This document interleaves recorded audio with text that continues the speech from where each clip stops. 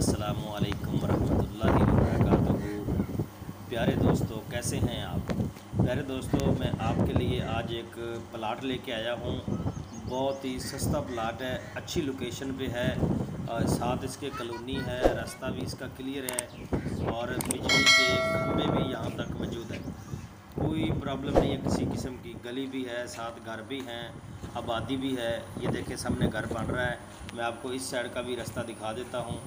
ये इस साइड से शार्ट रास्ता सिंगल आता है, रिक्शा और मोटरसाइकिल वगैरह इस साइड से आ सकते हैं और दूसरी साइड से गाड़ी वगैरह का रास्ता है।